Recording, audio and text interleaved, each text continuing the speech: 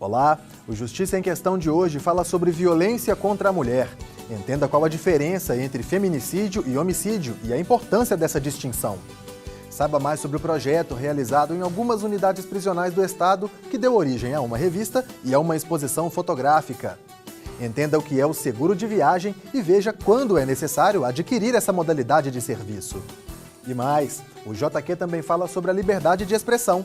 O direito é garantido pela Carta Magna do país, que completa 30 anos. Fique com a gente, nossa edição começa agora.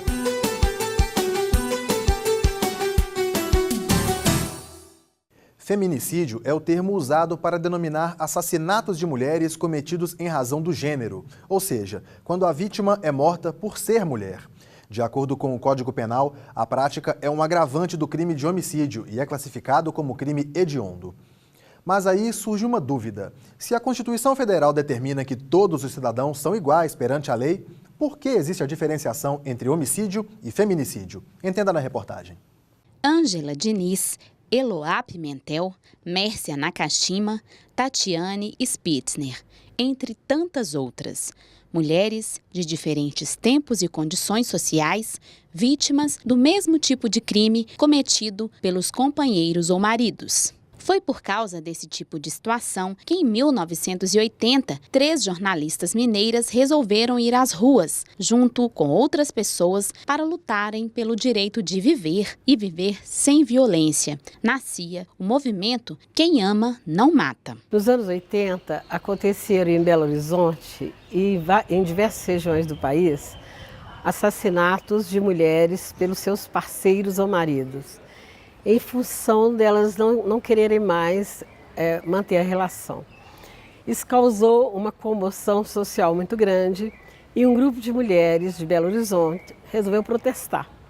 Fizeram um movimento que se chamava Quem Ama Não Mata e fizeram um protesto nas escadarias da igreja de São José.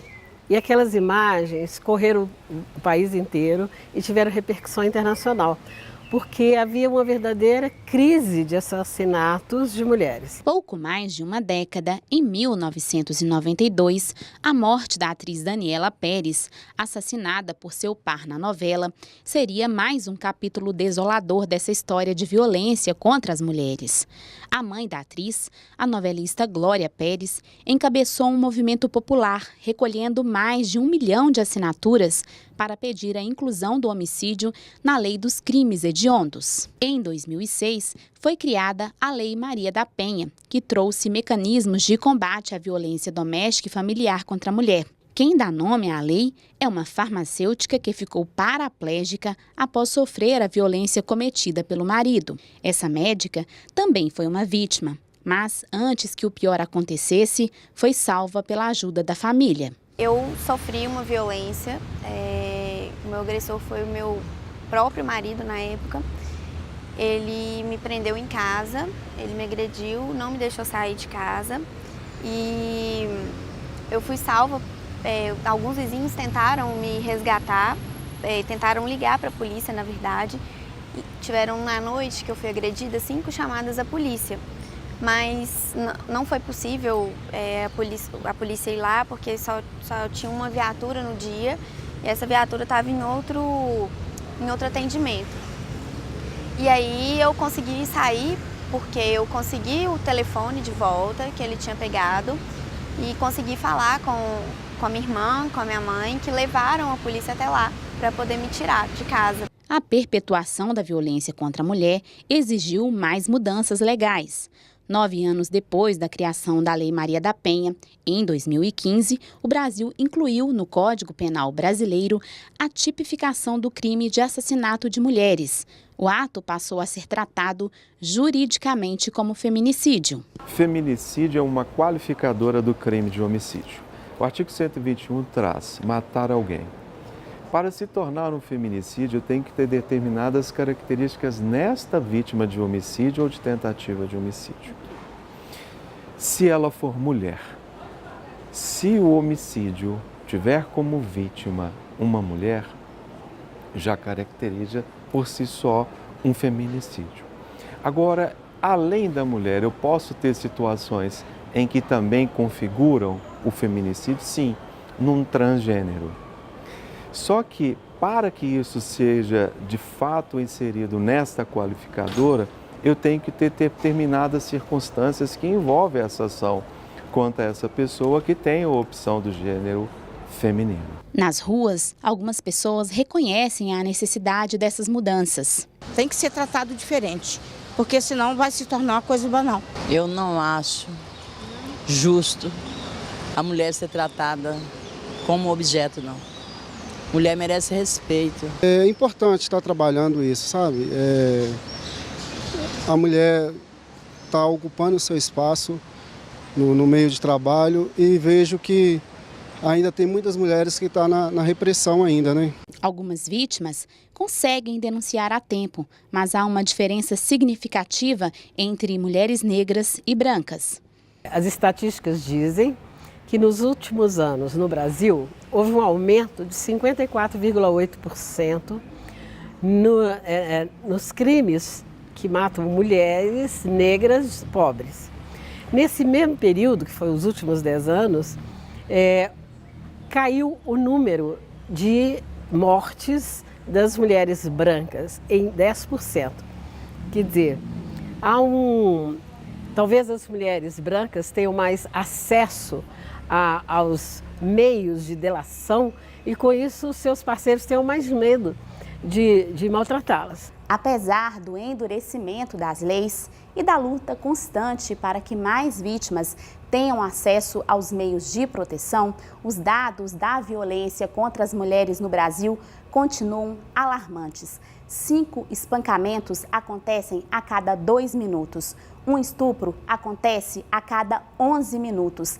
503 agressões acontecem a cada hora. Uma mulher é assassinada a cada 2 horas. No estado de Minas Gerais, de 2013, com 208 casos, para 2018, com 377 registros, quase dobrou o número de processos enquadrados como feminicídio. De janeiro a agosto deste ano, foram recebidos mais de 68 mil novos processos envolvendo violência contra a mulher.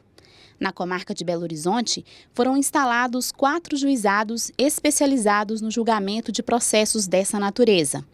As novas unidades judiciárias funcionam desde abril deste ano no Fórum Lafayette e apresentam um esforço conjunto em julgar com mais rapidez esse tipo de crime. Os juizados aqui de Belo Horizonte têm uma distribuição mensal de 400 processos cada um deles.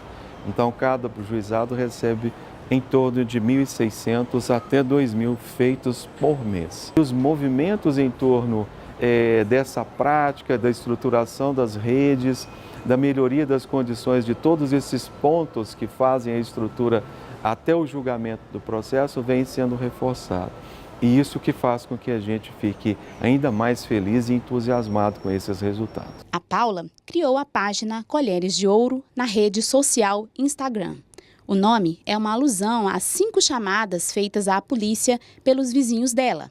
5 colheres de ouro que se meteram em briga de marido e mulher para tentar salvar uma vida. Ela está superando o trauma e a força transmitida a outras mulheres tem propiciado certo conforto. E eu fico muito feliz que muitas mulheres estão tendo ali uma primeira oportunidade de contar o que aconteceu com elas.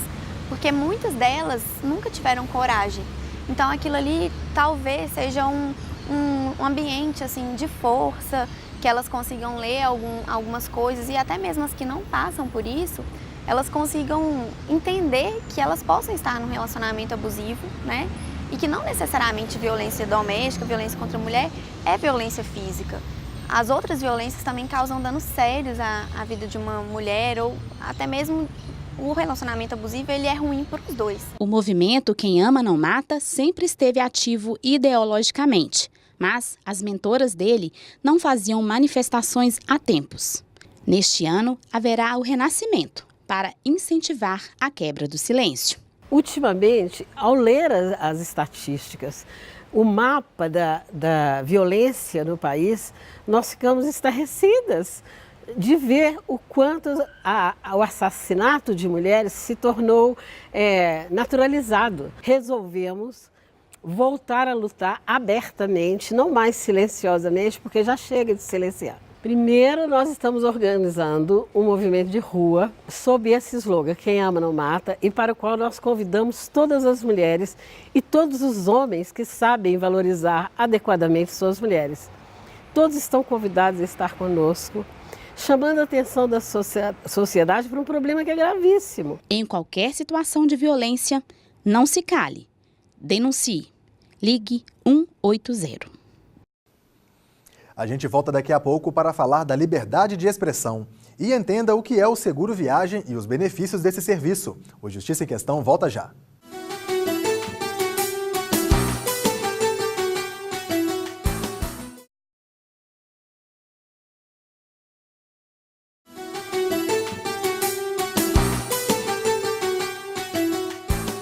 Estamos de volta com Justiça em Questão, programa do Tribunal de Justiça de Minas Gerais. A Carta Magna Brasileira, que entrou em vigor em 1988, ganhou o apelido de Constituição Cidadã por priorizar os direitos dos brasileiros.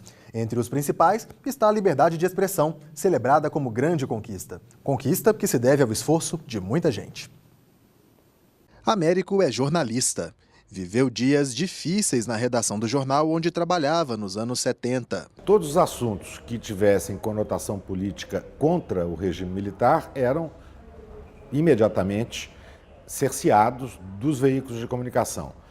A censura tinha dentro das redações, tanto de emissoras de rádio, quanto televisão, quanto jornais, um censor. E esse censor é que dizia o que poderia sair ou o que não poderia sair. Nos arquivos, ele recorda os dias de luta até a elaboração da Constituição Federal de 1988.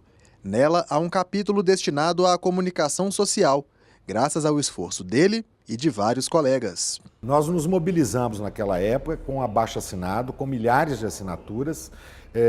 Os sindicatos organizaram isso e entregamos à Constituinte, aos deputados, uma proposta de emenda, criando esse Conselho da Comunicação Social. E então, por isso que eu digo que é uma conquista. Uma conquista porque o país já teve outras cartas que foram mais rígidas. É o que conta Rogério. Em 1934, por exemplo, já sob Getúlio Vargas, a Constituição Federal promulgada naquele ano já restringia um pouco a liberdade de expressão. A Constituição de 1937, a chamada Constituição Polaca, feita sob o Estado Novo que vigorou no Brasil entre 37 e 45, era ainda mais restritiva à liberdade de expressão. Quando houve o movimento militar de 64, essas restrições aumentaram, a atuação da censura no Brasil cresceu muito, todos nós sabemos disso, e os direitos à liberdade de expressão e à liberdade de imprensa só foram efetivamente reconquistados em 88. O artigo 5º da Constituição garante que é livre a manifestação do pensamento, desde que não seja anônima. O capítulo 5, que trata da comunicação, veta toda e qualquer censura, seja ela política, ideológica ou artística. No entanto, essa liberdade é questionada. Quando se observa como o controle dos meios de comunicação se estabeleceu, fica difícil afirmar a existência de uma imprensa livre. O que é a imprensa livre? A imprensa livre é a imprensa do dono daquela empresa de comunicação orientar o que as pessoas vão assistir na tela à noite, nos seus telejornais. Há o direito ao contraditório. Você pensa de um jeito, eu penso de outro, aquele pensa de outro. Essas várias opiniões sobre o mesmo fato, elas estão presentes cotidianamente nos veículos de comunicação do Brasil, na TV, na rádio, nos grandes jornais. É preciso fazer uma distribuição mais democrática, por exemplo, dos canais de televisão e dos canais de rádio, hoje concentrados em poucos grupos econômicos. Isto deturpa, restringe e limita a real liberdade de imprensa que queremos ver instalada na sociedade brasileira. Porque uma imprensa realmente livre é aquela comandada por diferentes grupos sociais, sejam eles compostos por empresários, estudantes, operários, camponeses, enfim, profissionais liberais. Um sinal de que os desafios da democracia, que vêm lá da época da prensa, ainda não chegaram ao fim.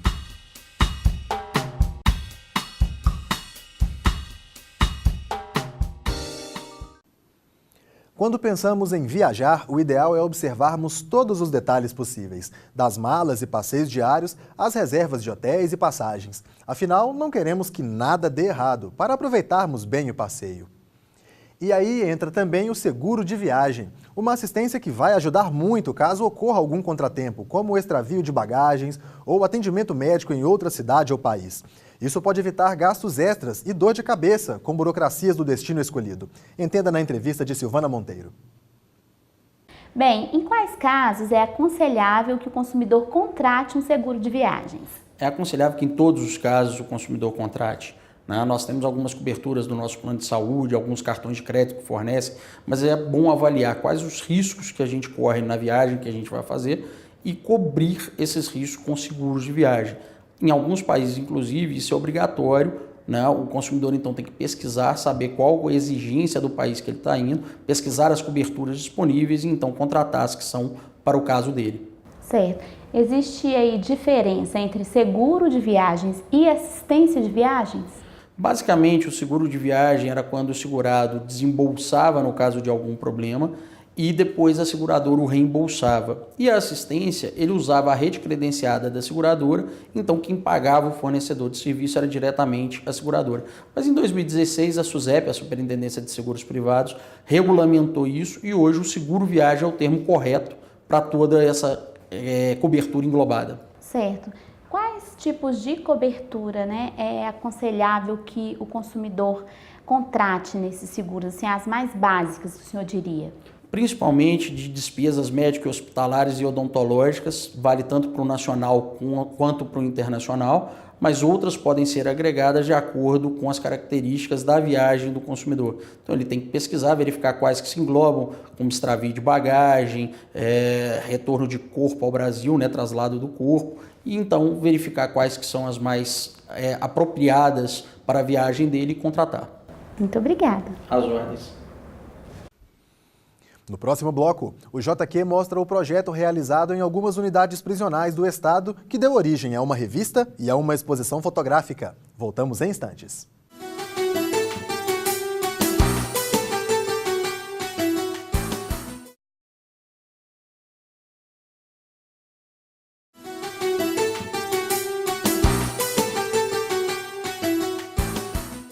Um projeto que incluiu aulas de fotografia e vídeo e de narrativas textuais permitiu que detentos de algumas unidades prisionais de Minas contassem suas histórias. São eles os autores de uma exposição exibida na capital mineira e de uma revista que chega à 5ª edição. Você vai conhecer agora o projeto A Estrela. Falar sobre a vida atrás das grades é algo que só cabe a quem passou pela experiência. Essas histórias foram escritas, ilustradas e registradas nas páginas da revista A Estrela. No início, Karine teve receio de participar do projeto. É difícil achar uma pessoa que queira ouvir o que a gente tem a dizer, ou então que tenha interesse de acreditar no que a gente tem para falar. Mas a cada texto foi se livrando do peso de seus atos. Abriu espaço para a esperança de fazer algo novo na vida. Eu já não lembro quanto tempo tinha que eu estava reclusa, mas já estava descrente, já estava cansada. E de repente eu encontro com tanto de maluco lá, com aquelas câmeras fotográficas, e vamos escrever, vamos tirar foto, vamos não sei o quê. Eu falei, meu Deus! A iniciativa partiu do fotógrafo Léo Drummond e da jornalista Natália Martino. A dupla levou câmeras fotográficas para dentro de unidades prisionais e realizou oficinas de texto e de fotografia com homens e mulheres em cumprimento de pena. Há uma compreensão deles de que é uma oportunidade de falar para as pessoas que vão recebê-los do lado de fora. Sabem que há um preconceito muito grande do lado de fora, infelizmente, para as pessoas que são egressas do sistema prisional. E isso muitas vezes reflete em poucas oportunidades de trabalho, de reinserção. Então, quando é dado a eles e a elas a oportunidade de falar, olha, não é só isso, é diferente, você já pensou nesse aspecto, nessa outra questão, eles entendem que isso é uma forma de também quebrar algumas dessas barreiras. Os textos e fotos revelam dilemas como o afastamento dos filhos, situações comuns do cárcere e o sentimento de perder, com o passar do tempo, o contato com o mundo exterior. Porque realmente a gente passa umas coisas difíceis lá dentro. Eu passei por algumas coisas. E então eu consegui tirar uma foto da corujinha bem escondidinha, aí ainda coloquei lá que era eu quando estava em crise. Então, aquela revista sou eu, é a Laureci, um pouquinho de cada uma de nós. As oficinas foram realizadas nas APACs de Itaúna, Rio Piracicaba e São João del Rei, no presídio de Vespasiano e na penitenciária Estevão Pinto, na capital mineira. O material produzido também deu origem a uma exposição itinerante. Os detentos que passaram aqui pelos corredores do Fórum agora retornam representados pelos trabalhos que apresentam nesta exposição e deixam para os visitantes um convite para encará-los não como criminosos, mas como verdadeiros artistas. Elas passaram como um crime, né? Porque a pessoa é como se ela se resumisse àquele crime. Ela só existe em função daquele crime. E hoje elas voltam mostrando a sua complexidade. Elas são todo mundo é muito maior do que qualquer erro que possa eventualmente ter cometido. Com larga experiência na vara de execuções penais, este juiz destaca a importância do projeto para a ressocialização. Ele deu um toque de reinvenção das pessoas em cumprimento de pena. Né, pena privativa de liberdade, eles se reinventaram, eles descobriram outras coisas que a tecnologia oferece, como é o uso de uma máquina fotográfica, né, de alta performance. E aí descobriram outras belezas do mundo. Essas belezas que às vezes passam despercebidas pela gente, né? A gente sempre acha que as belezas são aquelas das propagandas, da mídia, etc., né? Quando as belezas estão ali no ser humano, na ternura, na convivência do dia a dia. A revista foi distribuída pelo Instituto Minas pela Paz para estudantes, gestores da área de segurança pública e magistrados. Cada edição teve tiragem de 1000 exemplares. Para que não se tornasse uma publicação qualquer, fácil de ser descartada, foi impressa em tamanho grande, com papel especial e riqueza de imagens.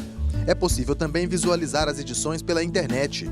O site projetovoz.com é mantido por Léo e Natália, e é ela quem nos conta sobre a escolha do nome. A Estrela homenageia um periódico com esse nome que circulou entre as décadas de 30 e 40. Foi editado na Penitenciária Central do Distrito Federal na época e ela trazia artigos tanto de estudiosos, pesquisadores, criminalistas, advogados, quanto de presos.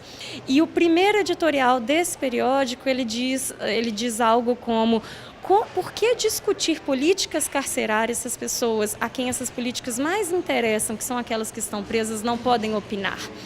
E isso é muito simbólico para nós, a gente achou que isso representava muito o que a gente queria fazer, e aí a gente homenageou o nome na nossa revista. Por meio desse projeto, Karine e outros puderam aprender que é possível virar a página. Eu aprendi que a gente pode ser o que quiser. O que eu espero é que a sociedade me dê essa oportunidade. Oportunidade para trazer brilho às suas vidas. Afinal, como afirma o juiz, estrela é o que todas as pessoas têm.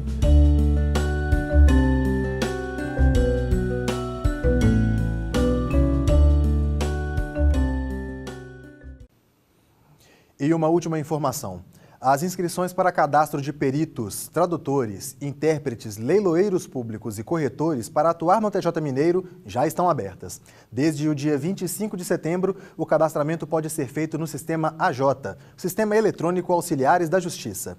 Para peritos e órgãos técnicos ou científicos, mais esclarecimentos pelo e-mail informaçãocptec@tjmg.jus.br. Para tradutores e intérpretes, o e-mail é informaçãoctrad@tjmg.jus.br. O Justiça em Questão também está na internet. O conteúdo desta e de outras edições pode ser acessado no portal do Tribunal de Justiça. Clique na área Comunicação e depois em Justiça em Questão, ou veja pelo canal no YouTube. Comente, proponha temas, participe do nosso programa. Envie um e-mail para justiçaemquestão@tjmg.jus.br. Um grande abraço e até a próxima edição.